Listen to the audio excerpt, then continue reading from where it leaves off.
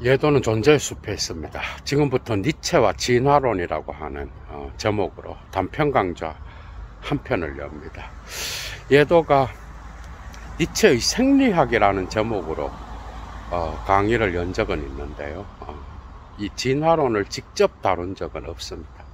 니체는 곳곳에서 다윈의 진화론, 그 다음에 헐버트 스펜서 사회진화론, 그 다음에 헉슬리의 그러한 진화론적 윤리, 이런 것들을 곳곳에서 언급하는데, 이것이 니체의 사유와 어떤 차이가 있는지 이 부분에 대해서는 예도가 강의를 한 적이 없어요.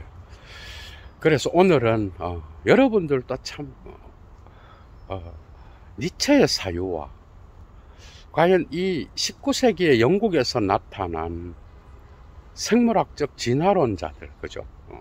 사회학적 진화론, 윤리학적 진화론, 이러한 세 명의 대가와 어떤, 그죠, 차이가 있는지 상당히 궁금하실 것 같아요. 강의 들어갑니다, 여러분. 19세기에는 생물학에서 혁명을 일으키는 세 명의 대가가 나타나요. 이것을 사회학에 적용시키든 윤리학에 적용시키든 다윈을 중심으로 여러분들이 또 잘 알고 있는 헐버트 스펜서, 그죠? 그 다음에 또 토마스 헉슬리와 같은 이런 대가가 나타나는데, 특히 니체는 도덕의 계보학 제2 논문 12절에서, 그죠, 민주주의, 그 다음에 정부를 악한 것으로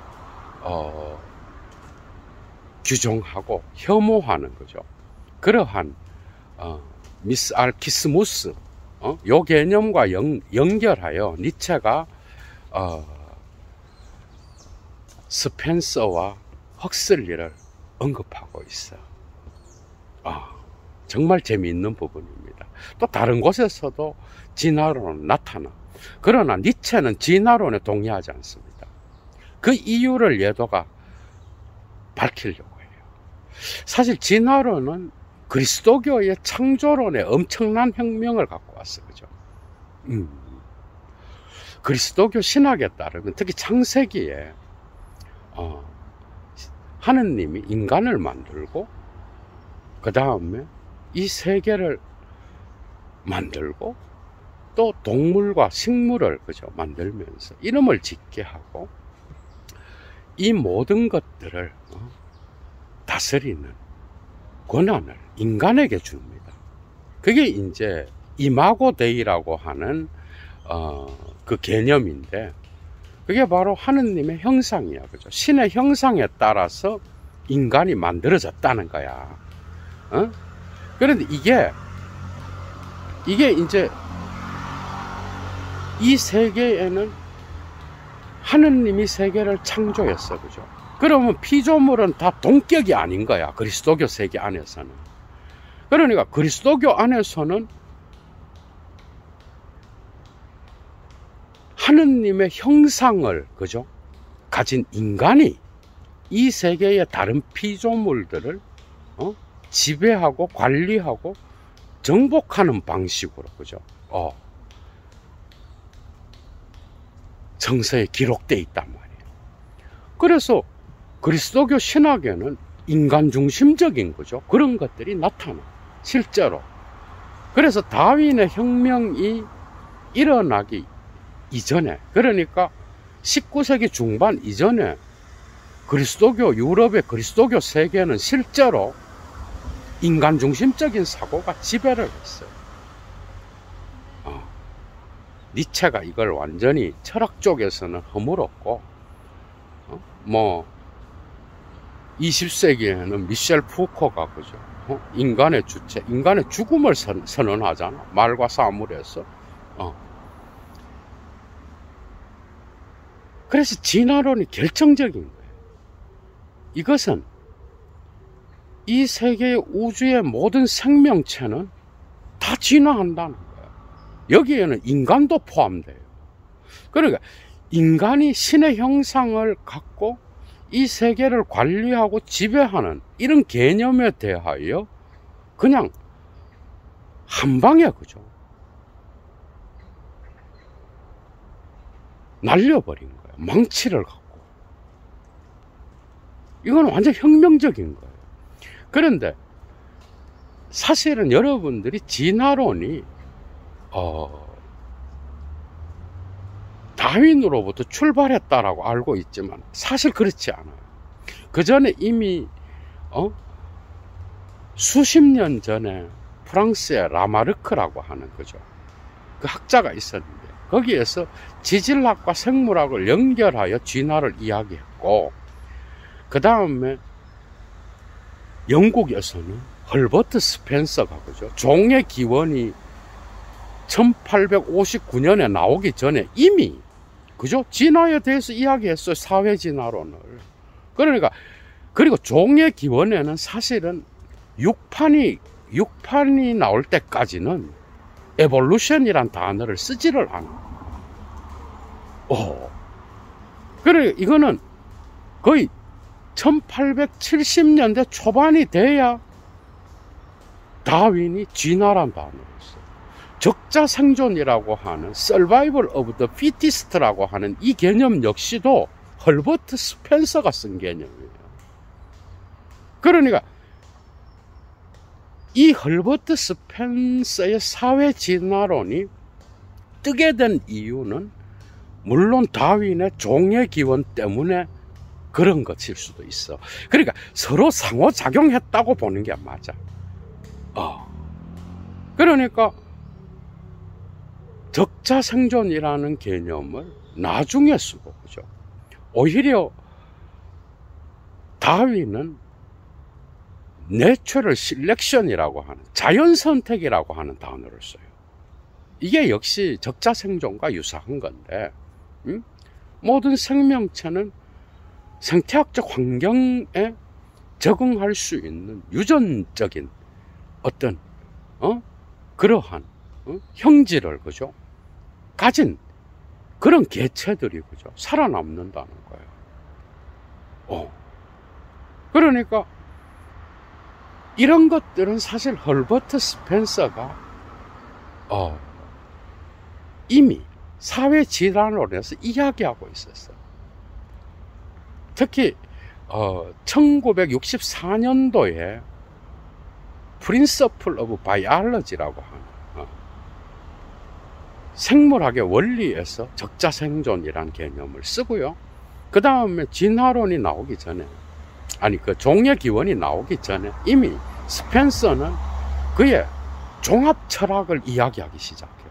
그러니까 진화를 갖고 그냥 이 세계의 다양한 종의 생명체에 적용시킨 게 아니라 인간의 사회적인, 그죠, 그러한 체계에다가 그걸 적용시키는 거예요.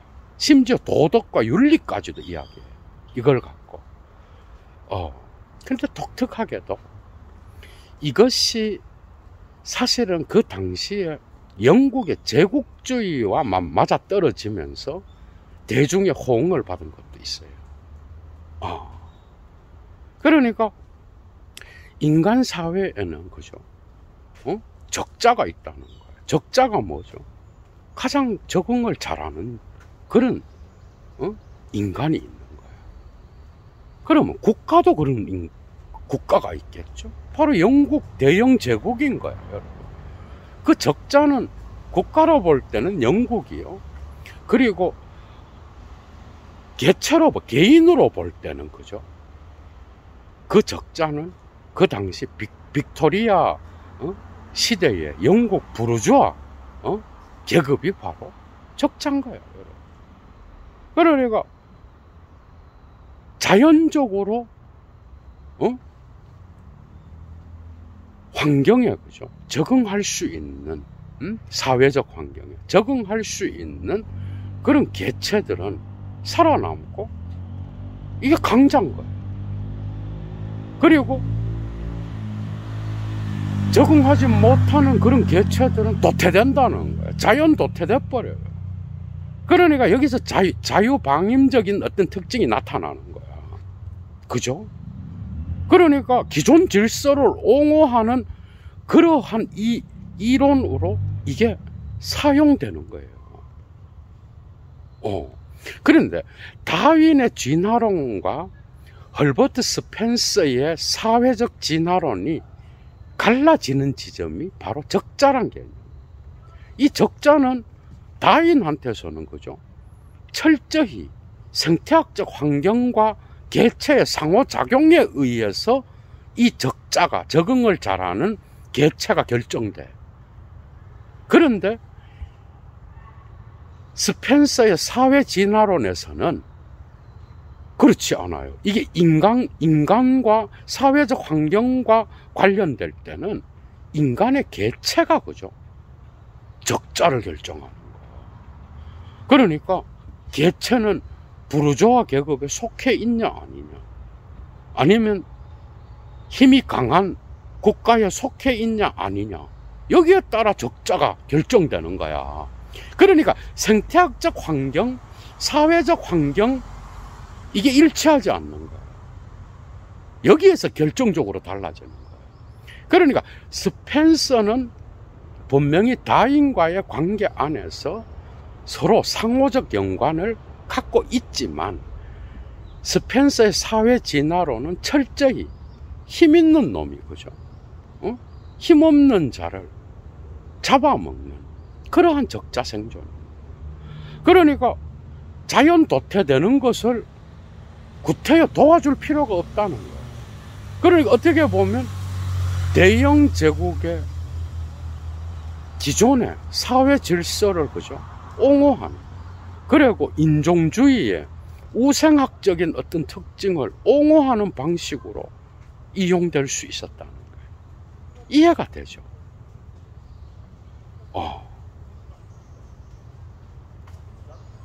이에 반하여 헉슬리는 그죠? 헉슬리는 사실 다윈의 진화론을 그죠? 이 나왔을 때, 사실 종의 기원은 원숭이, 인간이 조상이 원숭이다, 이런 것들이 사실은 내용이 없었어. 그런데 그 일판이 나오자마자 언론과 그 다음에 대중매체에서 그죠? 이제 신문에 났겠죠, 그죠?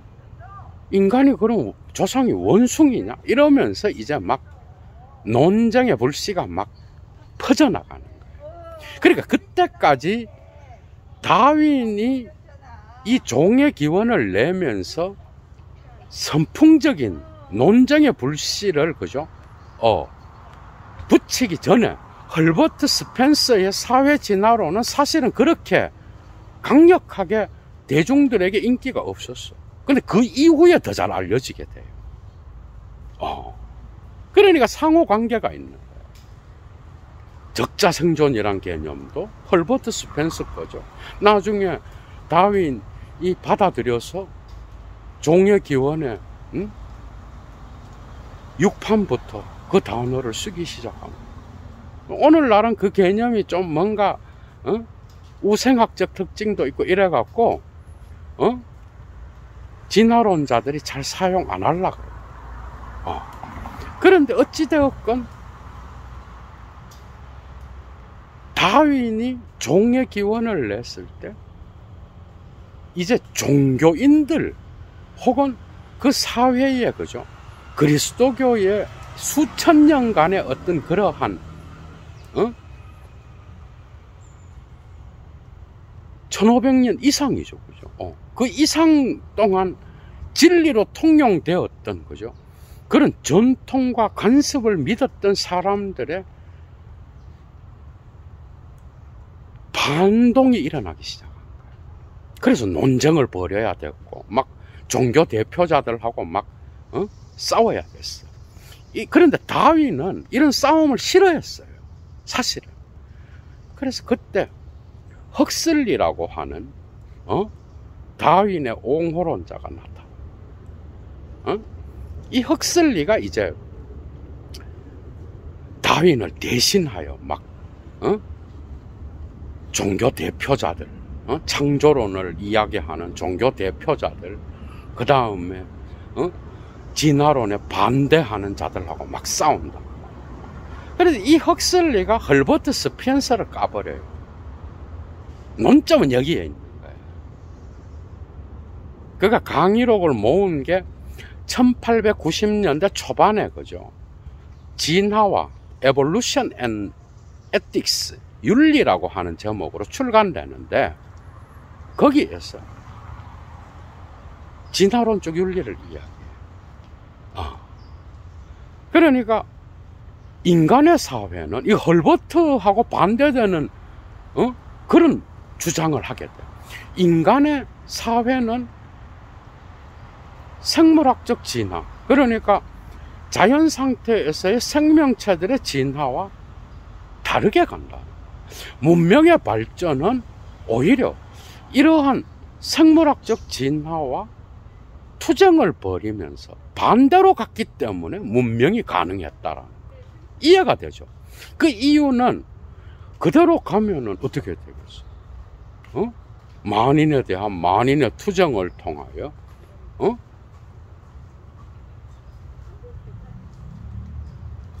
강한 놈만 살아남고 약한 놈은 죽는다. 이건 말도 안 되는 거죠, 그죠? 그래서 헐버트 스펜서의 그 정부에 대한 어떤 그 혐오, 그러니까 민주주의의 특이 체질로서의 자유방임적인 개체들의 자유를 그냥 자연적 선택으로 바라보는, 적자생존을 당연한 것으로 여기는 그러한 이론을 이제 윤리란 개념으로 까기 시작해. 오히려 이러한 적자생존을 적절하게 수정하면서 인류의 문명은 진화되어 왔다라는 거예요. 그런데 사실은 여기에도 영국의 제국주의를 옹호하는 그러한 어떤 의도가 숨어 있었던 거예요. 그러니까 스펜서에 따르면 도덕은 뭐냐, 윤리는 뭐냐, 바로 이러한 사회적 진화는 다윈과 같은, 그죠? 생물학적 진화, 자연세계의 생물학적 진화를 옹호하는 게 아니고 그것과 싸우면서 문명을 발전시켜 왔는데 그 싸움이 바로 도덕적 실천이라는 거예요. 이게 바로 윤리예요. 그렇게 하면서 인간은 개인의 행복은 공동체의 행복을 위하여 자기를 희생시키면서, 그죠? 문명은 발전해 왔다라는 거야. 이건 뭐야? 정부를 옹호하는 게 되는 거예요. 그러니까 영국의 제국주의를 옹호하는 그러한 이데올로기가 될 수 있는 거야. 헉슬리의 이론은. 그러니까 스펜서의 이론은 뭐야? 정부의 어떤 강한 힘에 의하여 통제되는 게 아니에요. 그냥 자연 상태 안에서 개체들이, 그죠? 힘 있는 놈이 힘 없는 놈을 제압하여서 잡아먹는 방식으로 살아남는 놈은 바로 강한 자고 적자생존에 승리한 자요. 죽는 자는 뭐야? 적자생존에서 실패한 거야. 그러니까 자유방임적인, 이건 자연적인 선택이라는 거야. 여기에 국가가 개입해서 약한 자를 도와줄 필요가 없는 그러한 이상한 이데올로기가 되는 거예요. 그래서 니체는 도덕의 계보학 제2 논문 12절에서, 그죠? 이러한 스펜서의 이론을 갖다가 허무주의라 그래요. 행정적 허무주의. 그러니까 국가의 행정이 필요가 없는 그런 허무주의인 거예요. 그러니까 administrative nihilismus라. 여기에 대하여 이 허무주의, 정부의 행정적 능력, 힘을 필요로 하지 않는 이런 자유방임적 허무주의를 헉슬리가 깠다 그래요. 그런데 그 마지막에서 니체는 의문문을 갖고 이야기해요. 과연 이러한 허무주의가 행정적인 특징만을 갖고 있을까? 행정적으로 관리하는 것 이상의 문제가 아닐까? 이러면서 질문을 던진다고. 마치 니체가 그죠? 그 작품을 1차 자료를 읽는 자들은 니체가 헉슬리를 옹호하고 스펜서를 까는 것 같아요. 니체가 문제 삼는 거는 스펜서한테서 적응이란 개념이야. 그게 적자생존의 적자예요. 안파숭이라는 개념. 독일어로. 적응이라는 거는 삶의 직접적인 힘의 의지가 아닌 거예요. 자연스럽게 니체와의 차이가 드러나죠. 그죠? 그게 아니라 이 적응을 통하여 사회적 유기체의 통합적으로 맞아떨어져 가는 게 바로 적응인 거예요. 스펜서예요. 그런데 이런 사회적 유기체로서의 적응이란 이 개념은 힘의 의지를 왜곡했다. 적응은 2차적 개념이라는 거예요. 그러니까 사회 진화론에서 이야기하는 적자 생존의 적자, 적응이라는 이 개념은 철저히 삶의 충동, 삶을 지배하고 삶의 직접적 힘의 의지로서 나타나는 공격하고 지배하고 그 다음에 또 침해하는 이러한 힘이 아닌 그 힘을 2차적으로 변형시킨 게 바로 적응이라는 거예요. 이해가 되죠? 뭔 말인지.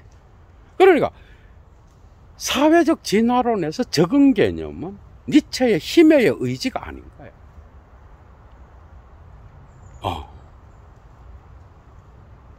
그러니까 강한 자들의 힘을 약한 자들과 뒤섞어서, 그죠? 마치 이 적응은 어떤 사회적 유기체의 조화를 위하여 맞아떨어지는 그런 개념으로 스펜서가 사용하고 있다는 거예요. 그러니까 힘의 의지의 개념에서 한참 뒤떨어진 사회적 적응을 이야기하고 있다. 그런데 이렇게 되면은 진정한 삶의 가장 강력한 힘으로서의 힘을 제대로 표현할 수 없는, 그래서 그 사회적 유기체로 통합되고, 그죠? 어떻게 배제되는지 이런 것들을 놓치게 되는 거예요. 맞죠? 사회적 유기체에 적응할 때에 그 적응에는 배제와 포섭이 작동하는 거예요.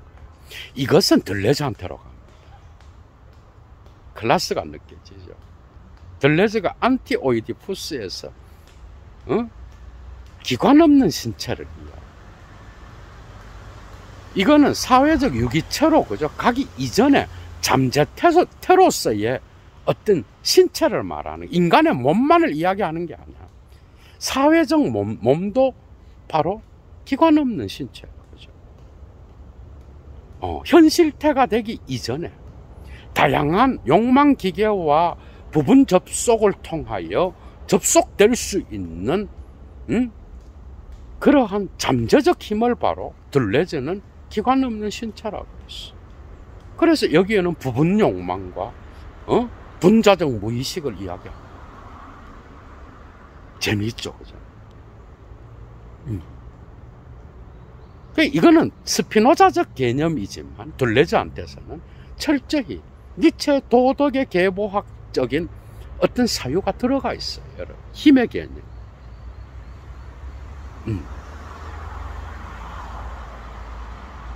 그래서 국가라고 하는 정부의 힘, 강한 자의 힘이 통제하지 않는 자유방임적인 그러한 개체들의 경쟁을 이야기하는 듯한 스펜서의 이러한 사회 유기체적인 그러한 적자개념,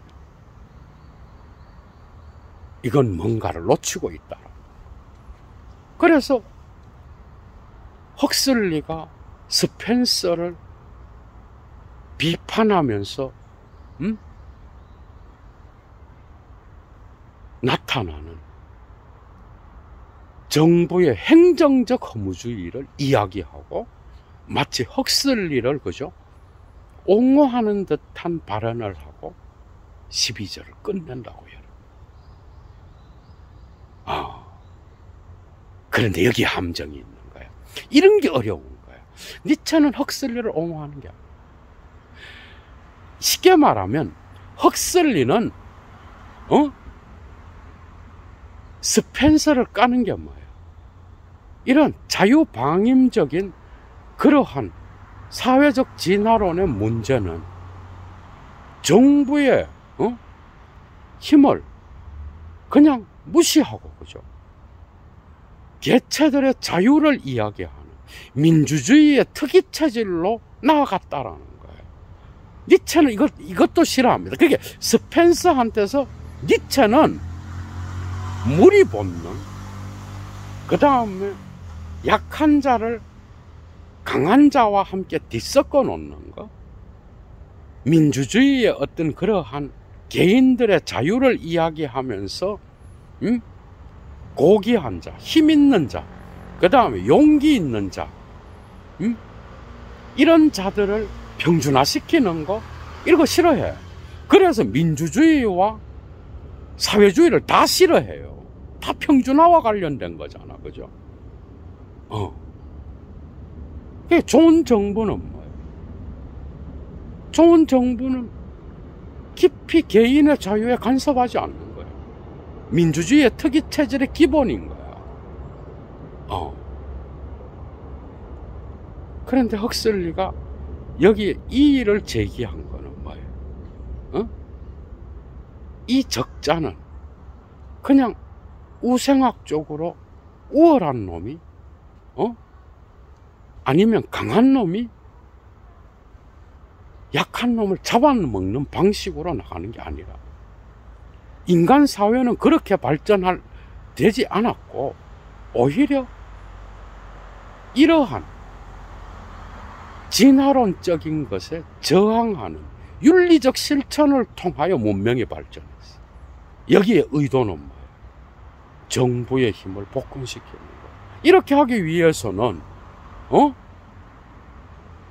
무한 경쟁으로 몰아내어진 개체들 간의 경쟁을 조정할 수 있는 정부의 힘이 필요한 거예요.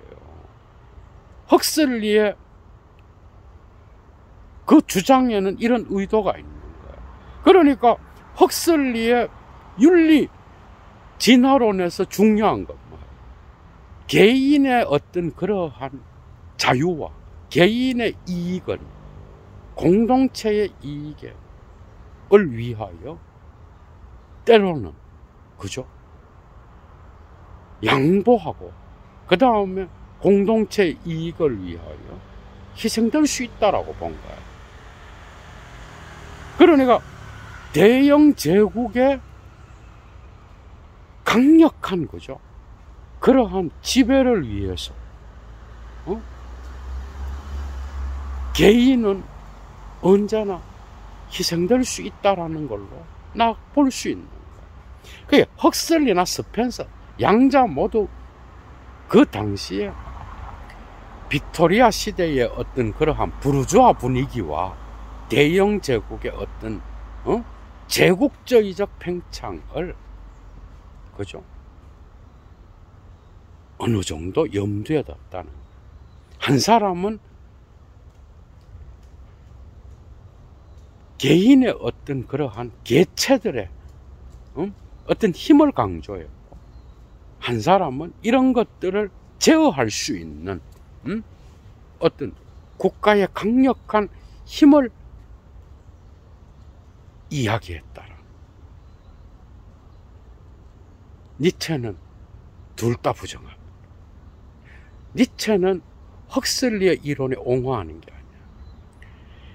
그러니까 강한 힘이 약한 힘을 제압하면서 사회적 유기체의 생기사건이 형성되었다라고 한다면, 그렇다라고 한다면 이 제압과 지배의 과정에는 포섭과 배제의 그러한 폭력이 숨어 있다라는 거예요. 그러니까 헐버트 스펜서의 적자생존의 적자 개념, 그죠? 그 다음에 이것을 공격하는 헉슬리의 도덕 개념, 다 거부하는 거예요. 그게 도덕의 개부학인 거예요. 그러니까 도덕은 뭐야? 윤리는 뭐야? 이러한 기존 질서의 힘을 강화시키는 거예요.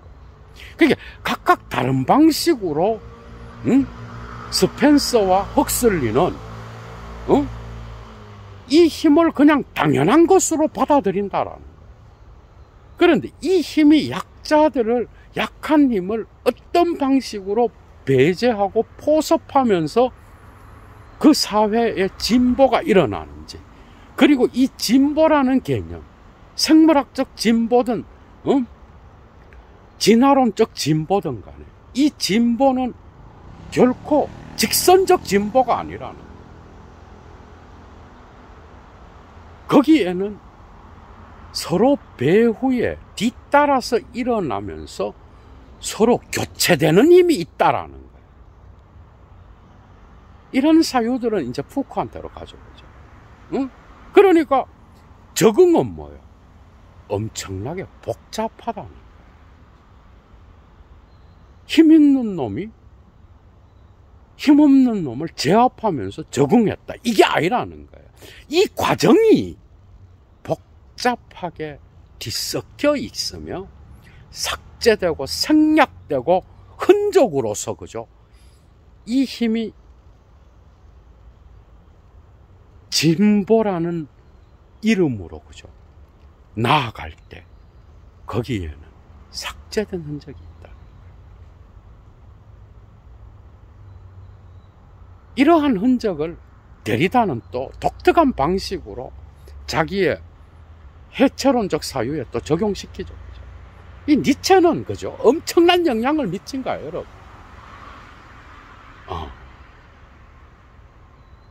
그러니까 강한 힘이 약한 힘을 제압하고 그 다음에 그것을 지배하는 과정에서 어떤 일이 발생했는지는 그냥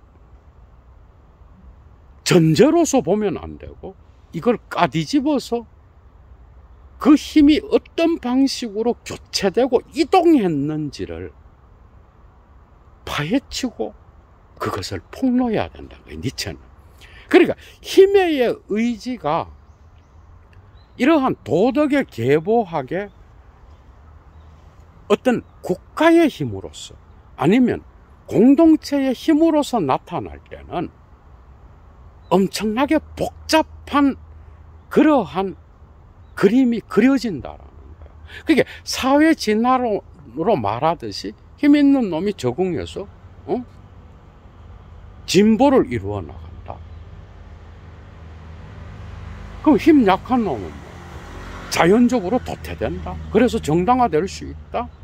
헉슬리는 여기에 도덕을 이야기하면서 이걸 조정할 수 있는 그러한 강한 힘을 또 이야기하지만, 그러나 이 양자 모두 이 힘이 어떻게 자기를 감추면서, 그죠? 이 사회의 유기체의 조직을 형성해 갔는지, 이 과정에 숨어 있는 그러한 잔인함과 폭력성을 그죠 간과하고 있다라는, 이 간과된 계리를 파헤치고 들어가서 거기에서 니체는 자기의 힘의 의지를 이야기하고 있는 거예요. 그러니까 헉슬리의 정부의 힘을 옹호하면서 스펜서를 공격한, 행정적 허무주의를 공격한 거죠. 그 부분을 옹호하는 게 아니라, 그게 아니라 이 힘은 윤리를 통하여 더 강한 힘이 작동하는데, 이 윤리라는 것은 각 시대에 그죠 자기를 감추면서 교체되고 복잡하게 자기의 힘을 전개해 나가는 그러한 기존 질서의 강한 힘, 그죠? 이 힘이 어떻게 약한 힘을 제압하게 되었는지, 여기에 대한 적자, 적응의 개념은 설명하지 않는다. 이 진화로.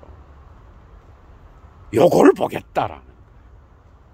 사회의 제도, 형벌의 제도, 그 다음에 종교 예술에서의 형식들, 사회적 관습, 인륜, 도덕, 윤리, 이 모든 것들은 더 강한 힘이 약한 힘을 제압하면서 나타났는데,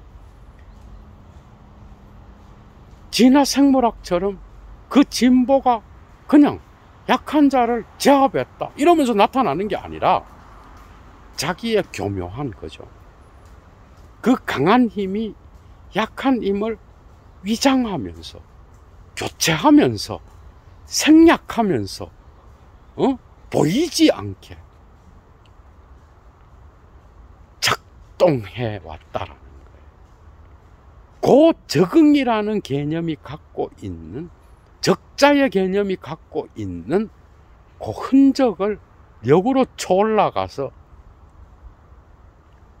그 사회적 유기체 안에 숨어 있는 힘의 작용에 보이지 않는 그러한 흔적을 찾아 나가겠다라는 거예요. 이게 니체의 의도인 거예요. 이해가 되죠, 이제? 헐버트 스펜서한테는 당연히 니체는 동조하지 않습니다. 그러나 강한 힘을 그대로 강조하면서 드러내는 헉슬리한테도 동의하지 않아. 그 힘이 어떻게 작동했는지를 간과하고 있기 때문이에요.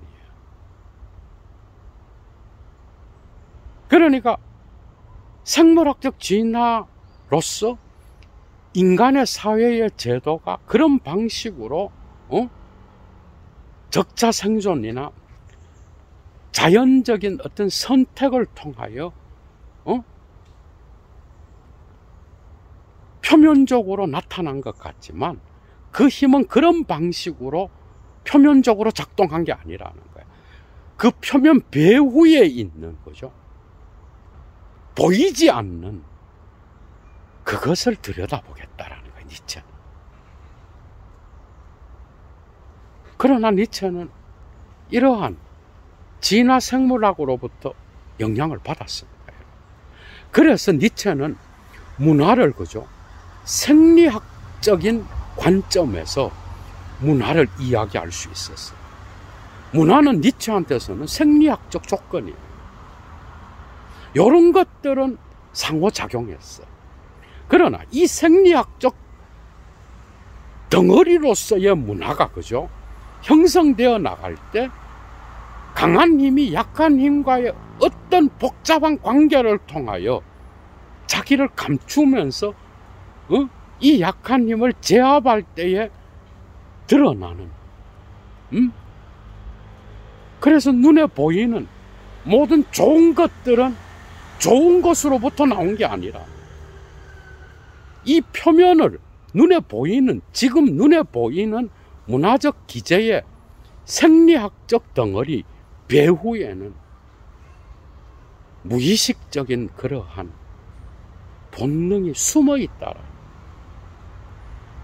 그래서 니체는 어떤 방식으로 강한 힘이 약한 힘을 제압하면서 나쁜 양심을 만들어내고, 그죠? 그 다음에 죄책감을 만들어내고, 그 다음에 그 강한 힘이 약한 힘을 어떤 방식으로 지배하고 통제했는지,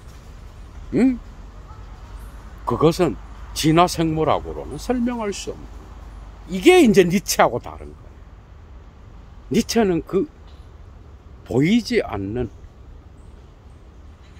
않게 작동한 힘의 배제와 생략과 그 다음에 포섭 과정에서 드러나는 폭력성을 폭로하겠다.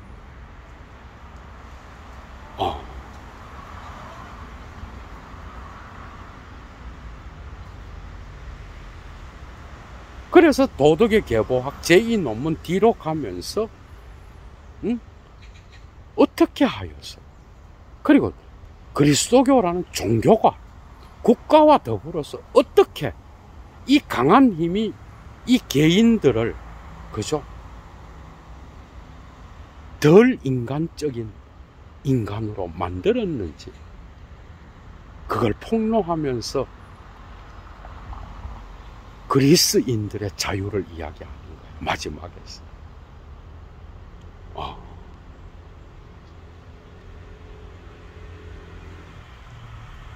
그래서 강한 힘은 진화론에서 이야기하는 힘과 동일하면서도 니체한테서는 이 강한 힘이 작동하는 방식에 있어서 절차, 그 절차 속에 편입된 폭력적인 기호에, 이제 기호 이런 것들이 다 나타나요. 이런 것들을 푸코는 받아들여서, 독특한 자기만의, 소시르를 변형시킨 기호학을 갖고, 권력 관계를 이야기하잖아. 그죠?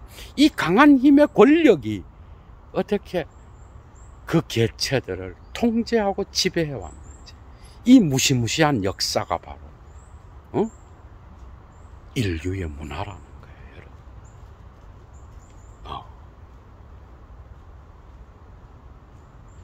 여기에 니체의 의도가 있는 거예요. 이런 것들은 들레즈한테로 또 옮겨가. 근데 지적이 들레즈 읽기에서, 그죠? 들레즈의 철학을 이야기하면서 안티오이디푸스나 청교의 공원에서 말해지는 이 기관 없는 신체를 뒤집으면서 신체 없는 기관으로 만들잖아. 그런데 거기에 들레즈를 해결적으로 읽는 방식을 이야기해요. 그런데 사실은 해결 철학 안에서 부정성은, 그죠? 내재성과 같은 거예요. 강한 힘이 약한 힘과 싸움을 벌이는 내재적인 부정성, 그죠? 이게 종합으로 가게 되면 현실태가 되는 것과 같은 거예요, 여러분. 그 점에서 종합을 이야기하지 않고 해결의 생명체 전체 과정 안에서 보면은 들레즈의 잠재적 힘으로서 나타나는 철학과 큰 차이가 없다라는 거예요. 그러니까 의미의 논리나 차이의 반복에서 말하는 들레즈의 차이의 철학은 해겔의 부정성의 철학과 큰 차이가 나지 않는다는 거예요. 그게 해겔로 들레즈를 다시 읽는 게 뭐예요? 신체 없는 기관.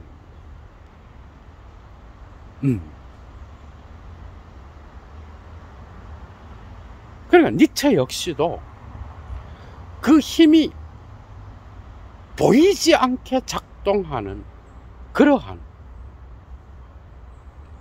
충동과 본능으로서의, 그죠? 내재적 어떤 투정을, 그죠? 보겠다라는 거예요. 표면으로부터 내면으로 들어가서 거기에서 보이지 않게 작동하는 그 교묘한 전략을 보겠다라는 거예요. 이게 바로 스펜서와 헉슬리와 다른 거예요, 니체가. 이제 이해가 되죠. 그러니까 마치 강한 힘을 이야기하고 약한 힘을 이야기해서 삶의 의지, 힘의 의지와 연결시키는 걸 보면은 마치 헉슬리나 스펜서의 어떤 그러한 진화론과 큰 차이가 없는 것 같아. 그런데 가장 큰 차이는 이 힘의 무시무시한 보이지 않는 내재적 위장을 폭로하는 거예요, 니체는. 이제 이해가 되죠, 그죠?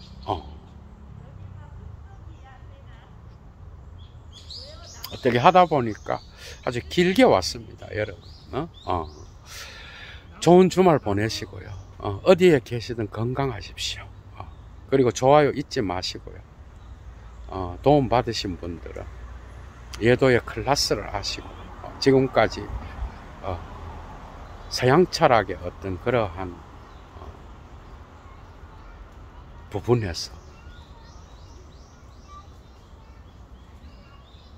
예도의 어떤 그 고정 강좌를